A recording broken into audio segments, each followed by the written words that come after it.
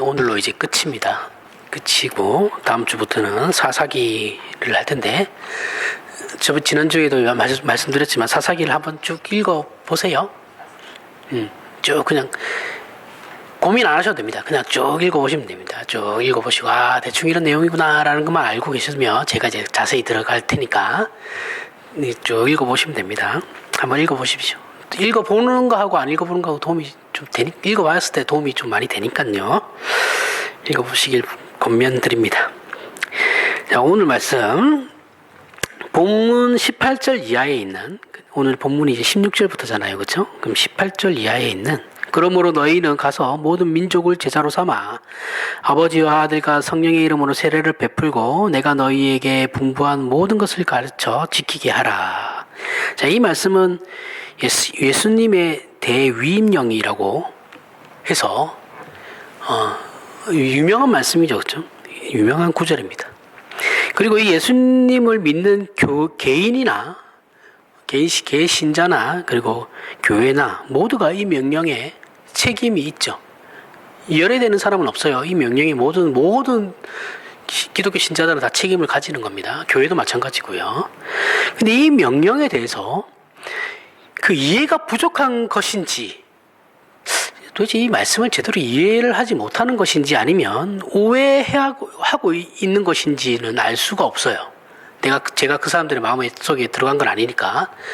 어떤 건지는 알 수 없지만 적어도 한국 교회는 이 명령을 잘못 이해하고 있는 건 사실입니다. 그죠? 뜻을 제대로 모르는 것 같아요. 모르고 그냥 달려요. 한국 교회는 이 명령을 가지고 고민해 보기도 전에 이 명령으로 말미암아 이 명령을 오해해서 생각하기도 전에 이미 바빠요. 그죠? 이미 바쁩니다. 지금 모든 민족을 제자로 삼으라 했으니까 이게 무슨 의미인지 어떤 의미에서 이런 말씀을 하시는 건지도 그런 거 필요 없어요. 그냥 삼으라고 했으니까 가는 거예요. 그래서 한국 사람들 성격 급하니까 빨리빨리 문화이죠. 그걸 이제 그런 걸로 말미암아 교세가 커지는 거는 장점이죠. 잘한 것도 있지만 부족한 것도 있죠. 당연히 너무 바빠요. 이해도 하기 전에 바쁩니다. 이미 바빠요. 성경을 알기도 전에 이미 바쁩니다. 한국 교인들은 그렇죠. 다 신자들은 하나님이 누구이신지도 모르는데 막 바빠요. 교회 오면 밀부터 합니다. 앞치마부터 입어요. 여성분들은 앞치마 입고 남성분들은 이거 띠 메고 이제 주차하고 그죠? 안내하고 바쁩니다. 전도하기에 바쁘죠. 그리고 가르치기에도 바빠요. 가르치는 건 뭔가 열심히 가르쳐요. 문제는 그 가르침이 도대체 어떤 가르침인지를 모르겠다라는 거죠. 그래서 가르치는 건 열심히 가르쳐요. 안 가르치는 건 아니에요. 열심히 가르치는데 뭘 가르치는지를 모르겠어요. 근데 오늘 본문 내용은 가고 가르치며 세례를 주는 것보다 훨씬 더 중요한 내용이 있다라는 것을 말씀하시는 거거든요. 근데 이걸 자꾸 놓치고 우리는 본질은 늘 놓치죠. 한국교회 특징입니다. 본질은 놓쳐요. 본질은 제껴둬요. 중요하지 않아. 다른 것들이 중요해요. 다른 것들이 바리새인들하고 똑같은 거잖아요. 그죠? 본질은 놓치고 있고 지네들 전통이 중요한 거잖아. 한국교회도 마찬가지거든요. 교회가 만들어 놓은 건 중요한데 기독교와 그 성경 안에 들어가 있는 그 본질은 다 외면합니다. 특징이죠. 우리가 이 부분에서 분명히 오늘 본문에서 놓치고 있는 것이 있으니까 제가 이렇게 얘기하는 겁니다. 자, 우리는 이 문제를 지난 시간에도 살펴봤어요. 봤듯이 예수께서 부활하시고 로마로 가시지 않죠. 그렇죠? 로마로 가시지 않고 빌라도에게도 가시지 않으며 유대인의 공회에도 가시지 않고 어디로 가십니까? 갈릴리로 가시죠. 그렇죠? 갈릴리로 가신 것에 그 연장선에서 지금 오늘 본문 말씀을 이해해야 됩니다. 예수께서는 부활하시고 갈릴리로 가셔서 처음부터 함께했던 그러나 당신님을 배신했던 그 제자들, 그죠? 그 제자들에게 나타나시죠. 나타나셔가지고 예수께서 이렇게 하신 것은 왜 그렇게 하셨냐 하면 교회를 세우기 위함이다. 그러니까 빌라도에게 로마에게 가고 빌라도에게 가는 것보다 더 급한 게 교회를 세우는 일이다라는 거죠. 제일 급한 게 예수님이 이게 있어서 제일 중요한 게 지금 교회 세우는 거야라는 거죠. 지금 예수께서 갈릴리에서 11 제자들을 만나시고 12 제자가 아니죠. 이 가룟 유다는 자살해서 죽었으니까요. 11 제자를 만나시고 그들에게 본문에 있는 명령을 하실 수 있는 근거와 이유, 예수님께서 이러한 오늘 본문과 같은 말씀을 하실 수 있는 그 이유가 뭐냐? 그 근거가 뭐냐면 하늘과 땅의 모든 권세를 이미 받으셨기 때문에 이러한 말씀을 하실 수 있다라는 거죠. 그렇기 때문에 이렇게 만나셔가지고 내가 하늘과 땅의 모든 권세를 가졌으니까 너희는 가서 제자를 삼아라, 이 말씀을 하신다라는 거예요. 예수께서는 이 모든 권세를 십자가를 지심으로 얻으셨어요. 그죠? 십자가를 지시고 돌아가심으로 말미암아 돌아가시고 부활하심으로 말미암아서 하늘과 땅의 모든 권세를 받으셨거든요. 부활하신 예수님의 십자가를 지러 오실 때와는 지금은 다른 입장이죠. 그죠? 처음에 예수님께서 이 땅에 오신 것은 십자가를 죽으러 오신 거잖아요. 죽으러 오신 거고 지금은 아니에요. 부활하신 예수님은 죽으러 오신 게 아니죠. 그죠? 더 이상 죽으실 이유가 없죠. 입장이 달라요. 지금 예수님은 다 쓸어버려도 아무 상관없어요. 이 세상을. 근데 그렇게 안 하시죠. 그죠? 입장이 완전 다릅니다. 지금은 하늘과 땅의 모든 것을 가지신 채로 오신 거예요. 그리고 예수께서 가지신 이 모든 권세, 즉 통치권 안에 있는 모든 존재, 예수님의 통치권은 온 세상이죠. 그죠? 온 우주 만물입니다. 그 통치 안에 있는 모든 존재들은 예수님께 순종을 해야 됩니다. 그것을 요구하시기 때문에 말하자면 이것이 모든 민족, 땅끝이라는 그 용어를 사용하시면서 언급하시면서 복음을 전하라, 제자를 삼아라 라고 이제 명령을 하시는 거예요. 그러니까 이 명령의 의미는 예수님이 이제 뭐예요? 더 이상 십자가에 죽을 운명이 아니고 부활하신 존재로서 이제는 이 예수님의 통치가 미치는 그 모든 곳에서 모든 존재는 삼위일체 하나님과 그리고 부활하신 예수님께 경배를 해야 된다는 거예요. 순종을 해야 된다. 그런 의미에서 땅끝까지 이르러 제자를 삼으라라고 말씀하시는 겁니다. 그런데 한국 교회는 복음 전파라는 내용은 맞아요. 복음을 전해야 되는 건 맞아요. 이 말씀 자체가 그래 가서 복음을 전해, 그 말은 맞습니다. 제자를 삼으라는 건 복음을 전하라는 거죠. 같은 내용이에요. 복음 전파라는 같은 내용이지만 사실은 어느 한쪽으로 우리는 많이 치우친 관점에서 이 명령을 이해하고 있죠. 한국 교회는 그렇죠. 한쪽으로 많이 치우쳤어요. 치우친 그 관점을 가지고 이해를 함으로 말미암아 가기에 바빠요. 가기에 바쁘고 전도하기에 바쁘고 가르치기에만 바쁩니다. 제가 아까도 얘기했지만 제대로 가르치기라도 하면 좋은데 제대로 가르치지도 않죠. 사실은 열심만 있는데 내용이 없는 열심이라는 거예요. 내용이 없는 열심은 아무 소용없어요. 그냥 가만히 있는 게 낫습니다. 가만히 그냥 앉아서 생각을 많이 하시는 게 훨씬 나아요. 오늘 본문에 등장하는 예수님의 대위임령은 이런 식으로 우리 한국교회가 지금 이해하고 있는 바쁘게 선교사 보내고 아니면 내가 선교사로 가고 아니면 복음 전파 그런 식으로만 이해하면 안 된다는 거죠. 이 대위임령은 전부 하나님의 통치자 되심을 근거로 하고 있는 내용이에요. 그 내용으로 삼고 있는 것으로 신자와 교회라면 필수적으로 지어지는 명령으로 이해해야 되는 겁니다. 본문 19절에 예수께서 모든 민족을 제자로 삼아 하나님과 아들과 성령의 이름으로 세례를 베풀라라고 하시죠. 여기서 모든 민족은 이전에는 유대인의 전유물이었던 율법과 할례로만 하나님의 백성이 될 수 있었는데 이제는 뭐예요? 예수 그리스도의 십자가로 모든 민족이 하나님의 백성이 될 수 있죠. 그걸 말씀하시는 것이고, 그리고 아버지의 이름으로 세례를 베풀 뿐만 아니라 이제는 아들과 성령의 이름으로 세례를 베풀 것을 요구하시죠. 삼위일체 하나님이죠. 삼위일체 하나님에 대해서 분명하게 말씀하고 계시죠. 요구하시면서 세상과의 구별이 성부, 성자, 성령 삼위 하나님께 공통되고 동일하게 돌려야 된다는 거예요. 어느 특정 하나님에 대한 부분은 아니고 이 삼위 하나님이 동일하게 그 모든 것들이 같이 우리가 돌려야 된다는 거죠. 가르치는 것도 20절에 내가 너희에게 분부한 모든 것이다 라고 하시므로 최상의 권위가 예수 그리스도께 돌려지고 있는 것임을 알 수 있죠. 예수님이 제자들에게 가르친 모든 것이에요. 그러니까 그 최상의 권위는 예수님이죠. 그렇죠? 그리고 예수 그리스도께서 세상 끝날까지 우리와 함께 하심으로 당신님의 통치권의 불변함, 변하지 않는 것, 불변함과 궁극적인 승리를 선언을 하신 거예요. 이미 선언하신 거예요. 할 거야가 아니에요. 이미 선언하신 거예요. 세상 끝날까지 우리와 함께 하실 거다. 한다. 이렇게 된 거죠.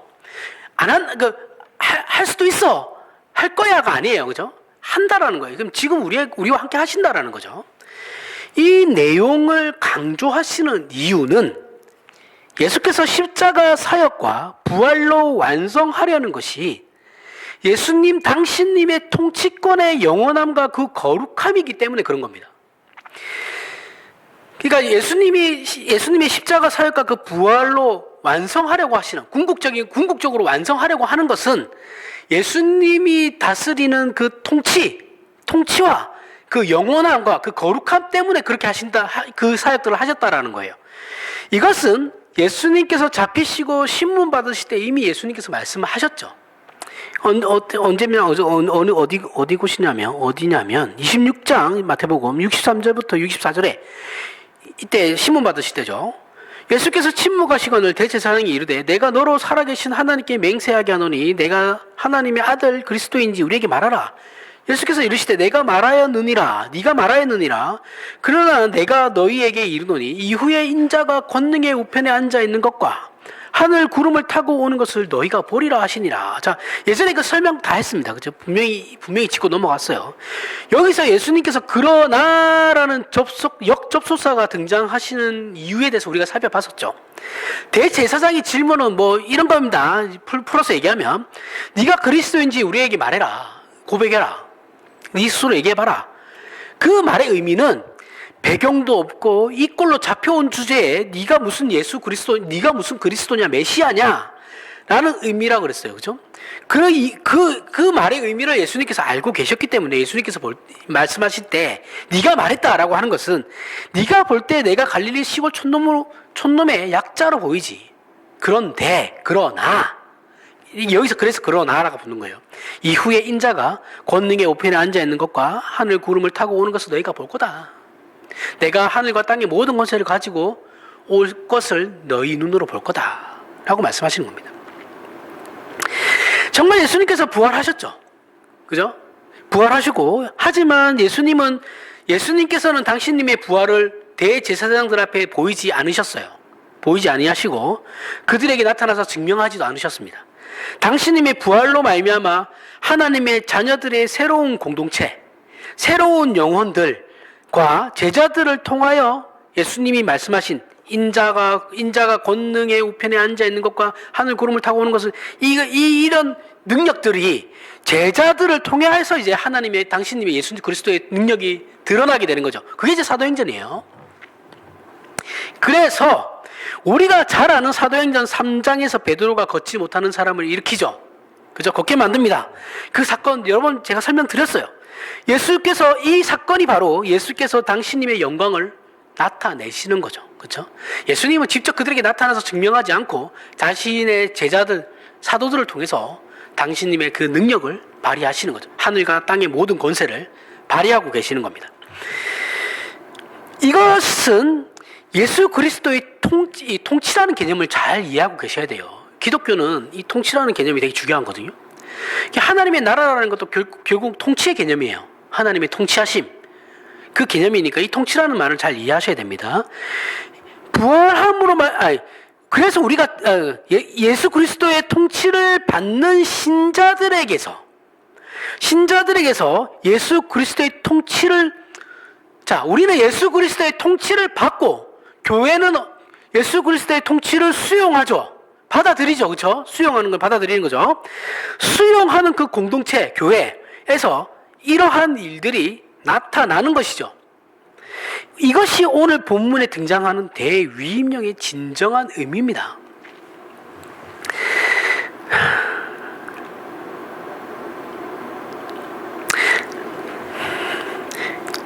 설명하는 제가 더 힘든 것 같은데 이해를 하시고 따라오시길 바랍니다. 자, 계속 설명할게요. 우리는 잘 생각해 보세요. 한국교회를 잘 생각해 보십시오. 우리는 우리의 신자된 것을 어떻게 확인하려고 합니까? 이벤트성이죠, 그렇죠? 이벤트성으로 확인하려고 해요. 이벤트성이라는 건 뭐예요? 어떤 일을 만드는 거죠, 그렇죠? 특별한 어떤 일들을 만들어 가지고 내가 거기에 동참하고 있냐 아니냐를 가지고 내가 신자인지 아닌지를 계속 확인받고 싶어 하죠. 그래서 교회는 끊임없이 일을 만들어요. 이벤트를 만들죠, 그렇죠? 총동원 주일이니 무슨 행사니 이렇게 막 계속 만듭니다. 그렇게 해서 내가 거기에 동참하고 있으면 내가 아직까지 그 신자구나라고 생각 안심하고 있는 거고, 거기 동참하지 않고 막 이렇게 하면 내가 왜 그러지 이렇게 그걸로 그걸 기준으로 삼아서 자꾸 신자인지 아닌지를 계속 확인하려고 한단 말이죠. 이거는 개인이든 교회든 똑같아요. 우리는 개인의 신앙을 확인할 때 어떤 선행이나 종교 행사로 확인한다 그랬죠, 그렇죠? 교회도 개인과 다르지 않습니다. 단체이기 때문에 그 크기가 좀 더 크게 하는 것 말고는 조금의 차이도 없어요. 교회가 제가 제일 많이 들었던 얘기가 뭐냐면, 사역하면서 교회가 좀 살아있는 것처럼 활동성이 좀 있어야 되지 않을까? 좀 활발해야 되지 않을까? 이렇게 얘기하시는 분들이 있거든요. 그게 뭐예요? 뭔가 부쩍부쩍 돼야 된다는 거죠. 교회가 부쩍부쩍 되려면 어떻게 해야 돼요? 일을 만들라는 거죠. 일을 만들어서 교인들 놀리지 말라는 거예요. 이거는 신앙하고 아무런 상관없는 거예요. 먼저 똑같아요. 개인하고 교회하고 사이즈만 달라요. 물론 교회가 구제하고 봉사하는 것이 지역사회의 미덕은 될 수 있어요. 그죠? 미덕이죠. 보기 좋죠. 칭찬 들을 만한 겁니다. 하지만 이것들이 기독교의 본질을 설명하고 표현하는 유일한 것이어서는 안 되는 것이죠. 계속해서 제가 얘기하는 거잖아요. 그렇죠? 세상 사람들은 교회를 판단할 수 있는 기준이 없어요. 그들은 성경을 모르잖아요. 신자만이 교회를 판단할 수 있죠. 이 교회가 정말 성경적인 교회구나 아니구나를 판단할 수 있는 건 신자밖에 없어요. 그러니까 제가 저번에도 얘기했지만 세상에서 교회가 인정받기라는 것은 쉽지 않죠. 그죠?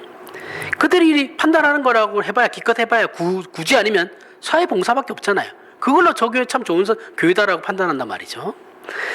그들의 그런 판단을 우리가 바랄 필요는 없어요. 그래서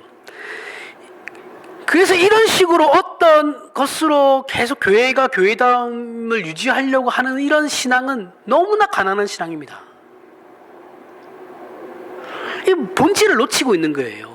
제가 이렇게 얘기하시는 목사님들한테 정말 강조하고 싶은 게, 지금 당신 본질을 놓치고 있어.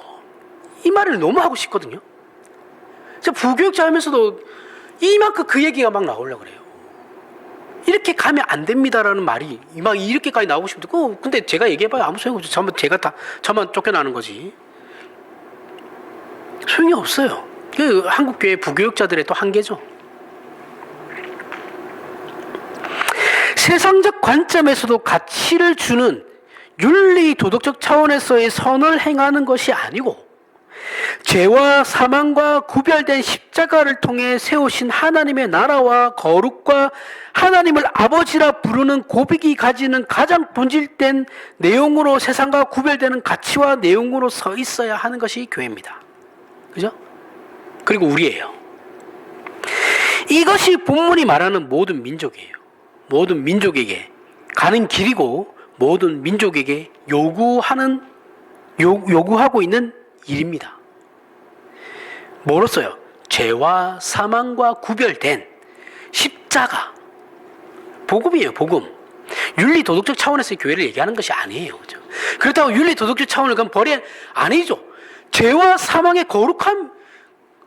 죄와 사망과 구별된 십자가의 거룩함이라는 것은 윤리와 도덕을 상회하는 것이죠. 당연히 윤리 도덕적이어야 하죠. 교회는. 그거는 그냥 기본으로 깔고 가는 겁니다. 그걸 가지고 받을 이유가 없어요. 교회는. 그걸 넘어서야지 칭찬받을 수 있는 거예요. 사도행전 1장 8절에 오직 성령이 너희에게 임하시면 너희가 권능을 받고 예루살렘과 온 유대와 사마리아와 땅끝까지 이르러 내 증인이 되리라. 자, 이 내용은 오늘 본문과 같은 내용이죠. 같은 내용이지만 조금 다르게 표현된 것을 볼 수 있습니다. 우리가 이 명령의 내용과 약속의 내용에 들어와 있는 것은 사실이죠. 이 지금 우리가 오직 성령이 너희에게 임하시면 너희가 권능을 받고 예루살렘과 온 유대와 사마리아와 땅끝까지 이르러 내 증인이 되리라는 이 명령에 우리는 이 명령과 이 약속 안에 우리는 들어와 있죠. 신자들은, 그죠? 우리는 이 명령 안에 들어와 있고 이 명령을 받고 있어요. 이 약속에 그리고 들어와 있죠. 이미 받은 약속이니까, 그죠? 이건 사실인데 우리는 이 주어진 이 임무에만 너무 치중해 있어요. 치우쳐져 있죠. 바빠요. 그래서 일하기만 바쁘죠. 늘 똑같은 말입니다. 임무만 생각해요. 우리에게 주어진 어떤 그런 넉넉함, 복 이런 거는 영광 이런 건 생각 안 해요. 우리는 일만 해야 돼. 지금 일하기 바빠. 그런 거 생각할 시간이 없어. 왜요? 내 증인이 되라고 했으니까 전도하러 가야 돼. 그 망할 놈이 전도하지 마세요. 제발 좀 그런 식으로는 안 해도 돼요. 지금 예수님께 계속 얘기하는 게 그거 아니라고 얘기하고 있는데 우리는 계속 그거라고 얘기하고 하지 마세요. 하지 마. 안 해도 돼요. 그럼 어떻게 전도하라고 얘기하는 거예요? 거룩함으로 전도하라고 얘기하는 거예요. 물론 말씀을 전하는 것도 맞아요. 맞는데 그게 본질이 아니고 본질은 우리가 거룩한 존재가 됐잖아요. 그죠? 이 너네 존재로서 가서 말하라는 거예요. 백날 얘기해도 우리만 알아들으면 됩니다. 다른 사람들 뭐 다 필요 없습니다. 근데 일만 하려고 일하는 걸로 그 거룩한 존재에 대한 것은 외면하고 있으니까 본질은 놓치고 있고 껍데기만 가지고 우리는 싸우고 있는 거죠. 물론 우리에게 주어진 그 임무에 치우쳐져 있어도 우리가 언제나 그 일하는 것만으로도 부족하다고 우리는 느껴요. 그죠? 우리가 하나님 앞에서 늘 그 하나님에 대한 일을 한다고 하는데도 우리는 늘 부족함을 느끼는 게 사실입니다. 하지만 균형이라는 차원에서 늘 얘기하잖아요. 기독교는 십자가와 교회인데 십자가와 교회의 균형이 맞춰야 되는데 이 신앙이라는 것도 균형이 있어야 되는 거거든요. 개인 신앙도. 근데 한쪽으로 너무 그렇게 가버리고 가정이고 나발이고 남편이고 자식이고 다 버리고 교회 와서 일하고 있으면 이거는 균형이 박살난 거죠. 그죠? 그러지 말라는 거죠. 그렇게 치우치면 안 된다라는 겁니다. 지금 사도행전에 나오는 권능은 이 뒤에 나오는 오순절 성령 아까 앞에 있었던 사도행전 1장이잖아요. 그렇죠? 그 뒤에 이제 오순절 성령 강림 사건이 있죠. 그리고 베드로의 그 오순절 성령 강림 이후에 또 베드로가 설교함으로 말미암아 3,000명이 돌아서죠. 회개하는 일들이 일어납니다. 그런 일에 성령의 권능이 씌워지는 것이 아니다 그랬어요. 본질은 그게 아니라 그랬어요. 예수님의 통치하심이 이미 임했다라는 거예요. 성령님의 그 권능이 더 씌워지기 전에 이미 예수 그리스도의 통치하심이 부활로 말미암아서 임했다라는 거죠. 그래서 그러한 일들이 일어난다라는 거예요. 2장 사도행전 43절부터 47절에 사람마다 두려워하는데 사도들로 말미암아 기사와 표적이 많이 나타나니 믿는 사람이 다 함께 있어 모든 물건을 서로 통용하고 또 재산과 소유를 팔아 각 사람의 필요를 따라 나눠주며 날마다 마음을 같이하여 성전에 모이기를 힘쓰고 집에서 떡을 떼며 기쁨과 순전한 마음으로 음식을 먹고 하나님을 찬미하며 또 온 백성에게 칭송을 받으니 주께서 구원받은 사람을 날마다 더하게 하시니라. 자, 여기에 나타나는 성령의 권능, 능력은 성령 하나님의 권능은 저들이 죄와 사망에서 벗어난 삶을 살고 있다라는 것에 그리고 그러한 부분에 작용하시고 인도하시는 성령 하나님의 개입이라는 걸 보여주는 것이 지금 사도행전 2장 43절부터 47절입니다. 이들이 어떤 많은 기적을 베풀어 가지고 사람들이 막 이렇게 되는 거 아니고 물론 기사와 표적을 많이 일으킨 건 사실인데 그게 문제가 아니고 그 다음 절을 보라는 거예요. 각자의 소유를 팔아 다른 사람을 돌봤다라는 거예요. 그죠? 돌보고 공동체를 위해서 서로 애쓰고 서로 그 위로하고 모이기를 힘쓰고 같이 밥을 먹고 기쁨과 순전한 마음으로 음식을 나누고 하나님을 함께 예배하고 그러한 것들의 모습을 보라는 거예요. 이게 죄와 사망에서 벗어난 삶을 살아가는데 성령 하나님이 개입하신 능력이라는 거예요. 그러면 망할 놈의 기적이 아니고 능력, 우리가 얘기하는 그 능력이라는 병 고치는 그런 방언 이런 게 아니라고요. 지금 이때는 사도적 교회죠. 사도들이 살아있을 때는 사도적 교회라고 하고 사도들이 다 죽고 난 뒤에 교회를 초대교회라고 하는 겁니다. 이 사도적 교회에서는 성령의 능력이 이러한 사람들의 그 모습들을 변화시키는 그 능력으로서 나타났다라는 거예요. 죄에서 벗어난 모습들이 어떤 모습인지를 봐라는 거예요. 자기를 사랑하고 자기만을 생각하고 제가 얘기했죠. 이 당시의 로마 시대 때는 로마 제국에서는 이웃 사랑이라는 말 자체가 없었어요. 그 개념이 없어요. 남을 사랑한다라는 그 개념 자체가 없다니까. 다 그냥 나를 위하여 사는 거예요. 로마에 보면은 개판이잖아요. 그렇죠? 귀족들도 개판이고 왕족도 개판이고 지 엄마랑 막 그렇기도 하고 뭐 자기 아빠 죽이고 막 이러잖아요. 자기밖에 모르는 시대였어요. 모르는 그 이웃 사랑이란 개념 자체가 없어. 그게 이웃 사랑이란 말을 했을 때 이들이 도대체 무슨 말이야? 이런 생각이 있다니까요. 사도들이 이웃 사랑해야 된다라고 얘기했을 때. 그런 배경이에요. 그런데 그러한 사람들이 어떻게 한다고요? 자신의 소유를 팔고 다른 사람을 돌보고 그러한 일들이 일어난다라는 거죠. 물론 지금 여기는 로마는 아니에요. 예루살렘 안에 있는 교회입니다. 그러한 역사들이 일어나는 게 성령님의 권능이다라고 말하는 겁니다. 자기의 이익을 쫓지 않고 이웃을 해치는 더러움과 악함과 야비함과 이기적인 모습에서 벗어난 모습들, 또한 베드로의 기탄 없는 그 설교나 담대함도 전부 어떤 거라고요? 예수 그리스도를 주라 시인하며 그분의 통치에 순응하는, 성령 하나님이 임하시기 전에 베드로는 이미 뭐예요? 예수 그리스도를 주라 회개했죠. 잘못했다고, 그죠? 예수님께 회개하고 예수 그리스도를 주라 시인했고 그분의 통치를 받아들였어요. 그리고 난 뒤에 성령 하나님께서 오시는 거죠. 그죠? 그러니까 순응하는 자의 그 담대함이지, 그런 통치에 순응하는 자의 담대함이지 어떤 비장함으로 나가는 것이 아니라고요. 신앙이란 그런 게 아니다라는 겁니다. 옛날에 쌍팔년도에 죽으면 죽으리라, 그게 아니라고요. 그러니 우리는 예수 믿는 것을 나오네요. 일제강점기 때 우리나라 독립투사들의 어떤 비장함, 극렬함이나 치열함, 이런 것으로 신앙을 끌고 가면 안 됩니다. 나는 죽기를 각오했어. 너희는 안 그렇지? 내가 그때 죽었어야 되는데 못 죽어서 평생이 한이다. 그따구 소리 하지 말라고요. 하나님께서 왜 안 죽이셨겠어요? 응? 그때 왜 자기만 안 죽고 그러면 하나님께서 그만 살려놨겠어요? 자기가 살게 된 이유에 대해서 사람들에게 얘기를 해야 될 거 아니에요.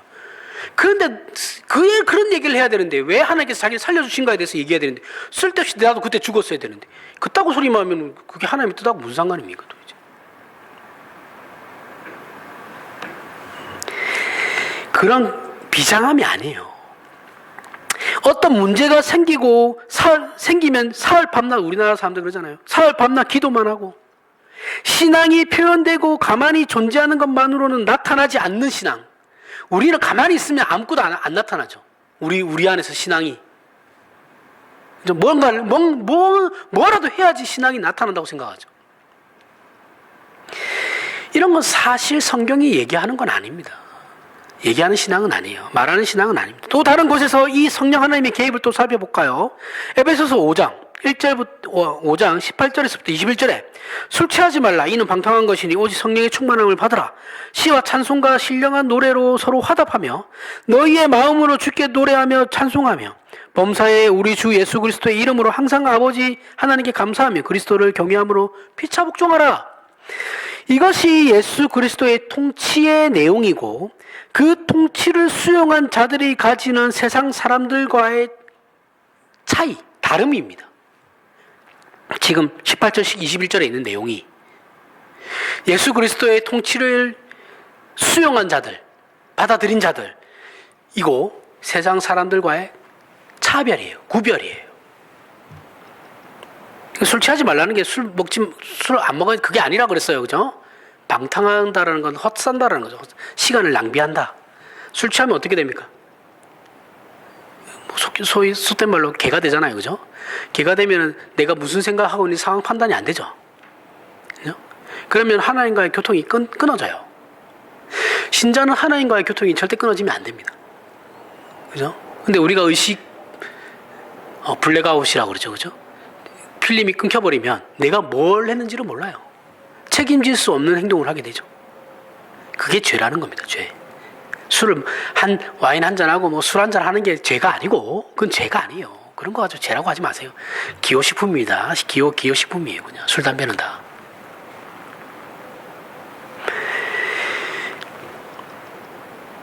여기에 예수 그리스도의 권능이 있다는 거예요. 이 말씀에 18절, 21절의 사이에 이 말씀이 예수 그리스도의 권능이라는 거예요. 영광이 있다라는 거예요. 그리고 우리의 증인된 책임이 이 말씀 안에 있다라는 겁니다. 하지만 중요한 건 우리는 이걸 안 한다라는 거죠. 그렇죠? 이걸 안 해요. 우리는 이걸 안 합니다. 이거 빼고 열심히 하죠. 한국교회 전체가 이 문제에 대한 인식이 없어요. 할 생각도 없죠. 과락이에요.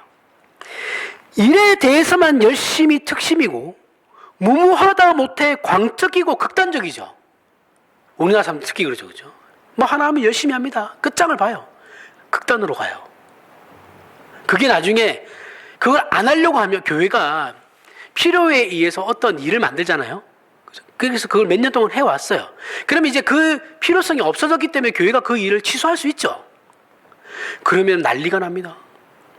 왜 없애냐고. 아니 그때 필요해서 만든 거니까 지금 필요 없으니까 없애는 건 당연한 거잖아요. 근데 그걸 왜 없애냐고 난리가.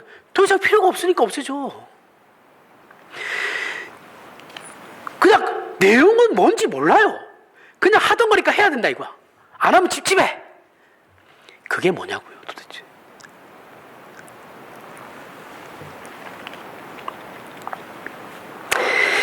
극단적으로 가요.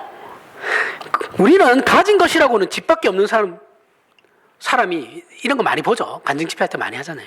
가진 것이라고는 집밖에 없는 사람이 건축한다 그러니까 그거 팔아가지고 집 팔아가지고 헌금 내죠. 그죠? 굉장한 신앙인 건 맞습니다.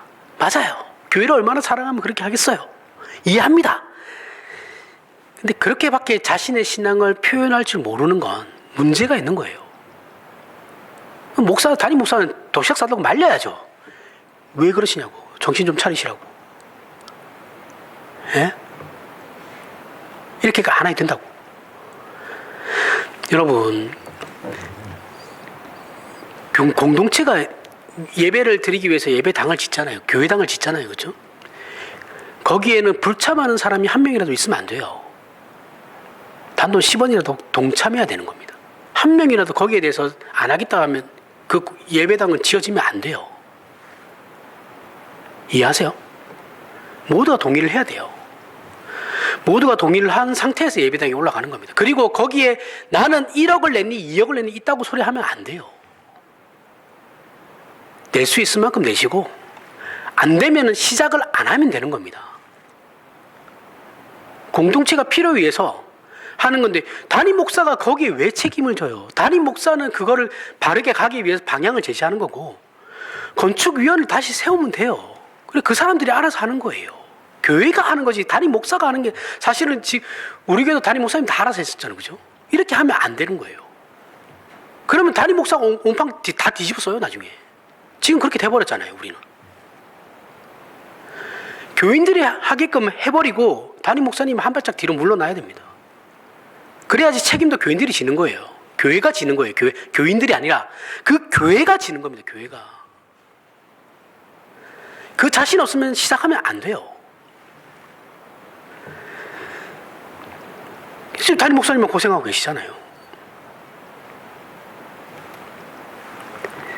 물론 사정이 있었다라는 거 다 알고 그럴 수밖에 없었다라는 것도 아는데 앞으로 그렇게 안 하면 되는 거죠. 그렇죠? 뭐 그럴 일이 우리에게 더 이상 있겠습니까만은 하여튼 교회가 건축할 때 그렇게 하고 누군가가 막 전재산을 팔아가지고 한다 그러면 말리셔야 되고 그렇게 한다 그러면 그렇게밖에 신앙을 표출하지 못하는 그 가난한 신앙에 대해서 우리가 다시 한번 생각을 해봐야 된다라는 겁니다.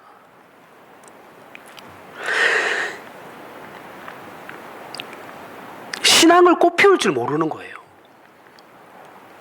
굉장히 가난한 신앙이죠. 너무 좋아서 미쳐버릴 것 같은 건 뭐예요?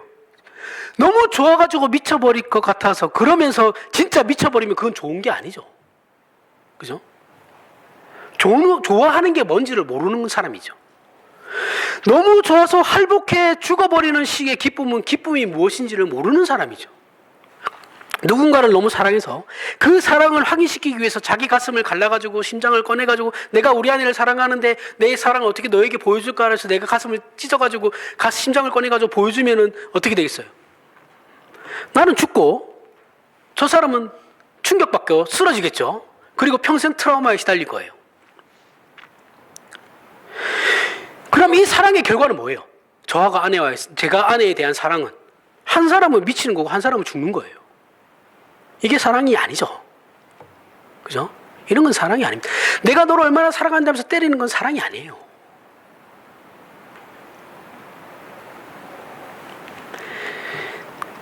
안타까운 거죠. 이런 식으로밖에 표현하지 못한다라는 거예요. 이런 것이 이제 신앙이 그대로 드러나는 거죠. 안타까운 일입니다. 그런데 우리 신앙이 딱 이렇죠. 내용은 없어요. 극단적이고 치열하고 처절하기만 합니다. 따라서 각자의 신앙을 보란 듯한 각자의 신앙이 내가 신앙을 보란 듯한 일이 주어지지 않는 한 우리는 아무것도 안 하려고 그러죠. 그렇죠? 남들이 볼 때 그럴듯하게 보이는 그런 일들이 주어지지 않으면 우리는 아무것도 안 하려고 그래요. 할 거면 40일 금식기도 해야지. 말하면서 할 자신이 없으니까 안 하는 거예요. 아무것도 안 해요. 그죠? 3일 금식이라도 하면 되는데 그런 건 가오가 안 산다 이거죠. 할 거면 확실하게 해야지. 40일 금식기도. 근데 그거는 하면 힘드니까 못해. 안 해. 그래서 아무것도 안 해요. 그냥. 정말 아무것도 하지 않아요. 교회당 나오고 헌금 내고 그게 다라고 생각합니다. 극단적이죠. 조금씩 쌓아가는 것. 성령 충만 안에서 해야 하는 서로 복종하는 일은 전혀 하지 않아요. 조금씩 쌓아가고 만들어가는 거에 대해서는 우리는 관심이 없어요. 우리는 한탕주의죠. 한 방에 그냥 한 방에 하면 되지 뭘 이게 뭐 티끌 모아 티끌이라고. 티끌 모아 티끌이 아니 우리는 티끌 모아서 태산을 만들어야 되는 사람들이에요. 그래서 어떻게 합니까? 쌓아가는 것이 없으니까 성장하는 것도 없죠. 한 방에 은혜 받아가지고 내가 180도 다른 사람으로 변해야 되는데 언제 이거 쌓아가고 있냐 그 생각하잖아요. 그죠? 그 성령 충만 안에서 해야 하는 그래서 서로 간의 복종이 없어요. 양보해주고 져주는 일을 교회에서 없습니다. 싸우기 바빠요. 그런데 한국교회 제일 필요한 건 이러한 일들이거든요. 조금씩 쌓아가는 게 제일 필요한 일들이에요. 이기심을 버리고 자랑을 버린다는 것이 개인 신앙이나 교회 공동체가 세상과 가장 다른 점이다라는 거예요. 교회에 오면 다른 거는 모르겠는데 이 사람들 참 이타적이다. 참 옆 사람들 생각 많이 해준다. 그런 걸 느낄 수는 있어야죠. 개인으로 내가 질 필요도 없고 개인으로는 내가 저 사람한테 질 이유가 전혀 없어요. 질 필요도 없어요. 양보할 필요도 없고 내가 저들보다 못난 것도 없지만 하나님이 그걸 원하시니까 내가 기꺼이 양보해 줄게. 내가 기꺼이 져 줄게. 이게 신앙이라고요. 해야 할 것을 하는 것이 신앙이지, 해서는 안 되는 것을 안 한 것이 신앙이 아니라고요. 근데 우리는 해서는 안 될 것을 안 하는 것으로 만족하고 있죠. 이건 신앙이 아니라니까요. 신앙은 해야 할 것을 해야 되는 거예요. 우리는 모두 해야 할 것을 하는 신앙을 가져야 됩니다. 이것이 개인으로나 교회로나 가장 필요한 것들이에요. 우리나라는 큰 교회도 많고 신자들도 많죠. 교회 같은 교회는 많지만 교회 같은 교회를 보기는 힘들죠. 그죠? 사람이 모이고 군상들이 다 똑같죠. 어느 교회라고 더 훌륭하고 이런 거 없습니다. 사실은 그런 게 없죠. 그런 교회 보기도 힘들고 신자 같은 신자를 만나기도 하늘의 별 따기입니다. 우리는 그저 교회 행사에 익숙하고 종교적 생활에 익숙할 뿐이죠. 참다운 신자가 되는 일에 아직도 우리는 수준 미달입니다. 세상에서 세상적인 것을 가지고 싸우던 싸움이 교회 안에서 신앙이라는 이름으로 얼마든지 동일하게 행해지고 있어요. 그것이 이제 우리의 현실이죠. 십자가를 통과하지 못한 싸움이 늘 우리 공동체 안에서 일어나고 있어요. 우리는 이것을 극복해야 되는 것이거든요. 여기에 바로 예수님의 부활과 모든 민족으로 제자 삼으라는 명령의 실질적인 내용이 들어가 있는 겁니다.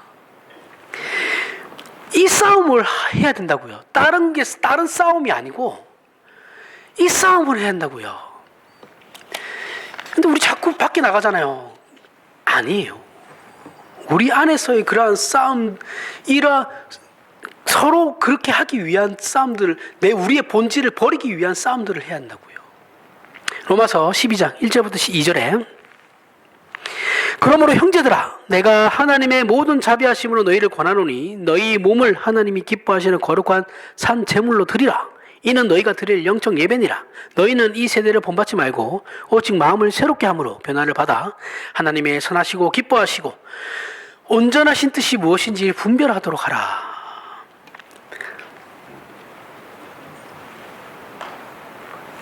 이 내용은 바울이 로마서에서 구원에 관한 설명을 마치고 실질적인 결론을 내리는 장이거든요. 결론을 내리면서 구원에 대해서 쭉 설명하고 이제 결론을 내리면서 뭐라고 하냐면 하나님께 너희 몸을 드리고 이 세대를 본받지 말며 그리스도의 몸된 자로서의 그 교회를 말하는 겁니다. 분별을 지키라. 그 내용이죠. 오늘날 우리가 우리의 예수 믿는다라는 그 고백, 여러분이나 저나 나는 예수를 믿습니다라는 그 고백과 예수를 믿고 그분의 주 되심을 증거하며 가르치는 교회가 무엇을 가장 중요한 내용으로 삼고 무엇으로 세상과 구별을 지으려고 하는가, 이 문제를 우리는 깊이 있게 생각을 해봐야 됩니다. 교회된 표지가 있어요. 교회는 이렇게 이걸 지키면 교회다라고 얘기하는 그 표지가 있어요. 이거 신학적으로 그 표지가 있습니다. 그게 뭐냐면 교회 표지 첫 번째는 말씀의 순수한 선포입니다. 설교를 얘기하는 거예요. 두 번째는 뭐냐면 성례의 올바른 시행, 성찬과 세례를 행하고 있냐? 올바른 그게 두 번째고, 세 번째는 이제 장로교회에만 있는 건데 이건 교단마다 달라요. 세 번째 장로교회 같은 경우는 권징의 신실한 시행, 권징을 행하고 있냐라는 거예요. 이게 교회가 교회되는 표지예요. 그런데 요즘 교인들은 교회를 구제나 사회운동이나 봉사하는 곳으로 생각하죠. 그죠? 좋은 일 많이 하는 곳으로. 이렇게 사회적 영향을 미치는 것을 교회가 할 첫 번째라고 생각해요. 이거는 진보 신학자들이 하는 말이에요. 이렇게 가면 교회 망합니다. 아니에요. 교회는 그게 우선이 아니에요. 해야 될 일이긴 한데 외적인 부분입니다. 부차적인 거예요. 본질은 앞에서 얘기했던 말씀의 순수한 선포, 그리고 성례의 올바른 시행, 권징의 신실한 시행, 이게 이루어져야지 교회라고 하는 겁니다. 그게 교회가 해야 할 가장 제일 첫 번째 되는 일이에요. 세상 앞에 신자들이나 교회가 가지는 영향은 빛과 소금된 존재로서 그 본질에 충실하게 사는 것이죠. 그죠? 거룩하게 사는 것을 말하는 겁니다. 예수 그리스도의 십자가를 통과한 죄와 사망에서 벗어난 자의 다른 본질, 다른 존재로서 세상 앞에 서 있는 것을 말하는 겁니다. 빛이 그냥 비추고 있듯이 그렇게 서 있는 거예요. 그렇게 존재하는 것만으로 빛이 비춰지는다고요. 어둠이 물러난다고요. 그렇게 존재하는 것만으로 그곳에 썩어지지 않는다는 거예요. 소금의 역할로. 그래서 우리 신자들은 달라야 하는 거예요. 존재가 다르니까요. 어느 곳에 어떤 모양으로 존재하던 신자는 달라야 합니다. 우리 신자들에게는 예수 그리스도의 통치만이 적용되는 것이죠. 그죠? 교회는 예수 그리스도의 머리 대심과 그의 몸됨이죠. 그게 교회죠. 그럼 우리는 교회로 부를 받았으니까 머리 대신 예수 그리스도의 통치를 따르는 거죠. 실질적인 이 세상에서의 예수 그리스도의 통치를 따르는 게 교회죠. 그죠? 근데 우리 한국교회 잘 생각해 보십시오. 교회 안에 예수 그리스도의 통치를 따랐나요? 예수 그리스도의 통치를 따르면서 그렇게 지지고 볶고 싸우셨나요? 지지고 볶고 싸우는 거에 대해서 비판하는 게 아니에요. 지지고 볶고 싸울 수는 있어요. 그죠? 사람 사이에 싸움은 늘 언제나 존재하는 거죠. 갈등은 늘 존재합니다. 봉합하려고 노력했냐고요. 화해하려고 노력했냐고요. 목사가 그 싸움에 끼어들어가지고 개판되죠, 교회가. 그죠?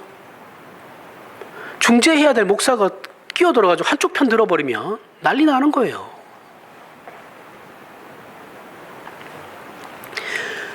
그럼 그 교회가 그럼 행하고 있는 그 일들이 정말 예수 그리스도의 통치를 따르는 성경적인 내용인가에 대해서 고민해 본 적 있습니까? 당회도 실수를 하죠. 당회가 잘못된 일을 나가려고 할 때 교인들이 반대해 본 적 있냐고요.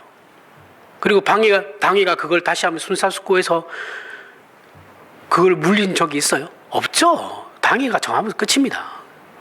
나아가요 그냥. 심사숙고가 어디 있어요? 우리가 정했으면 너네 따라야지. 내가 장로인데. 그러잖아요.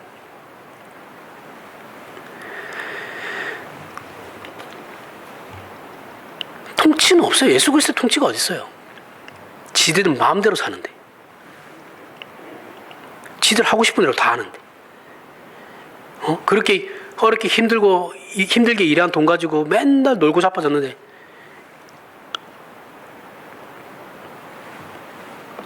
그게 예수 그리스도의 통치가 어디 있습니까? 거기.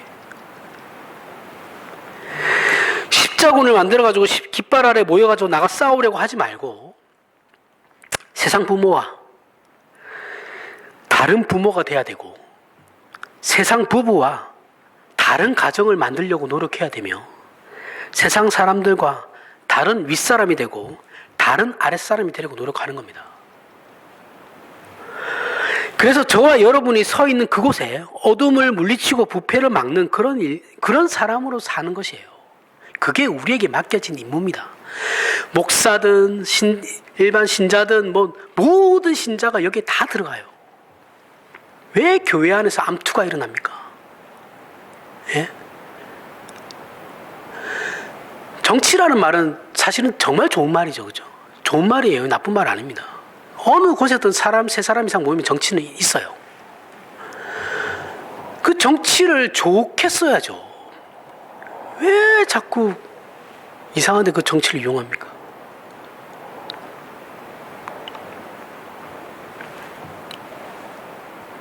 네 편, 내 편 만듭니까? 왜 자꾸?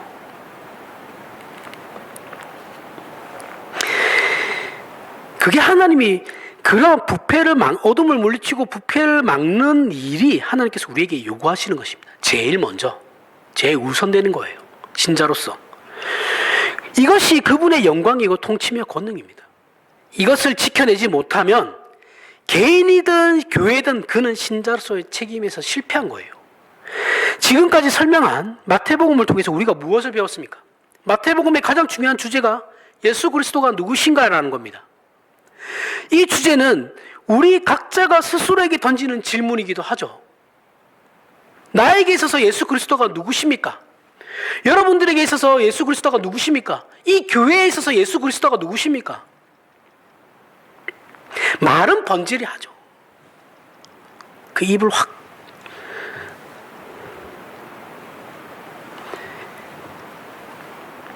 예수를 믿는다라는 것이 과연 무엇인가? 우리는 다른 존재여야 된다는 거예요. 우리의 책임이자 특권은 죄와 사망에서 벗어난 자유예요. 자유라고요. 하나님의 자녀로 부름받은 이 영광입니다. 이것으로 우리의 자랑을 삼지 않고 책임으로 삼지 않으면 우리에게 십자가의 영광은 없어요. 없고 갈릴리가 아니고 우리는 로마로 달려가게 되는 겁니다. 부디 우리의 신앙을 이 말씀으로 분별하고 결심하여 우리의 인생이 신자로서 승리하는 삶이 되기를 바랍니다. 기도하겠습니다. 하나님 아버지 은혜를 감사합니다. 말씀을 통해 하나님의 자녀라 부름받은 그 특권을 확인했습니다. 그리고 우리 주 예수 그리스도와 그리스도의 영광의 통치 아래 있는 우리의 삶과 존재 또한 확인하였습니다. 이 주어진 싸움을 이제 우리의 여생 동안 충성되게 수행할 수 있게 하시고 우리로 승리자로 결론 지어지는 인생이 되도록 하나님의 하나님 되심과 십자가로 인한 승리와 그 인내를 각오하게 하시며 하나님의 크신 축복 가운데 결론 짓게 하여 주시옵소서. 예수님 이름으로 기도합니다. 아멘. 우리 다 같이